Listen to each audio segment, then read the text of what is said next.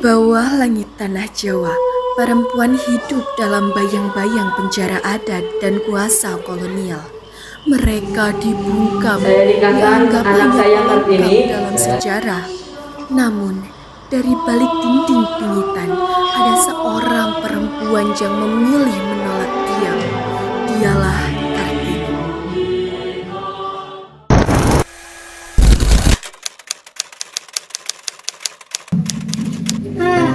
Dunia di luar sana luas Dina. Ada lagi kita, dunia ini hanya sebatas tembok tinggi kabupaten ini. Mbak Ayu belum kenal tempat di luar itu. Semakin sering menatap, akan semakin sakit hatinya karena tak bisa keluar. Kenapa tidak boleh? Justru dari jendela ini Mbak Yu melihat api.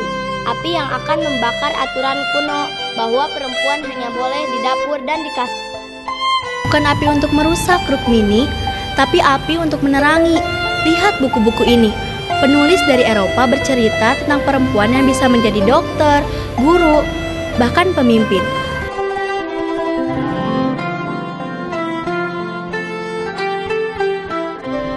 Romo, boleh kami bertanya satu hal?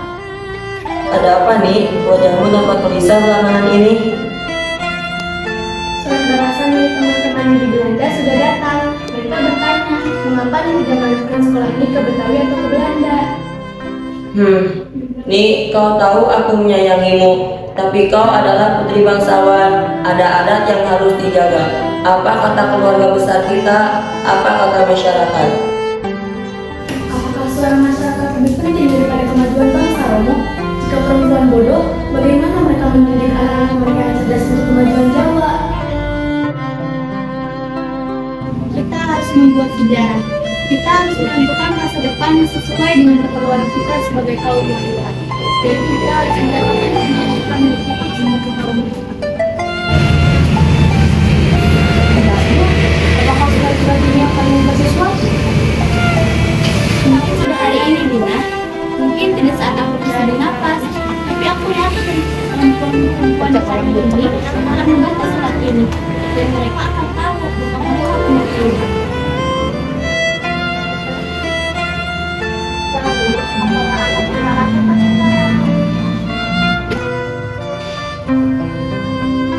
Bu, mengapa takdir perempuan harus selalu ditentukan oleh telunjuk orang lain?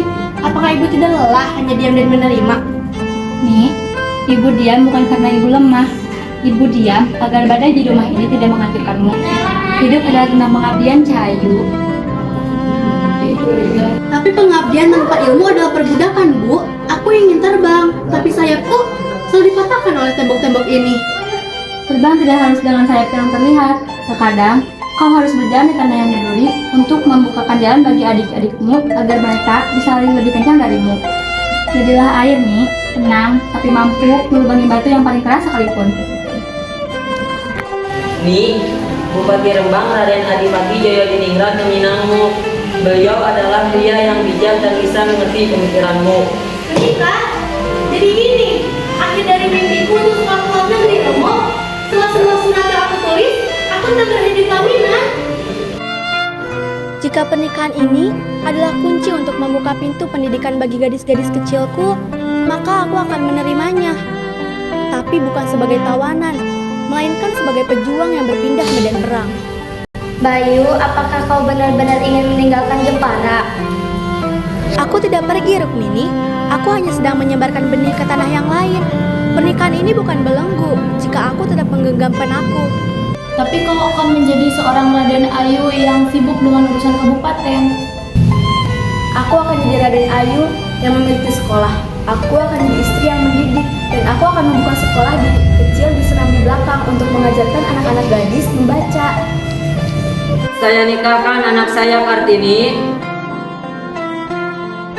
Saya terima nikahnya Kartini.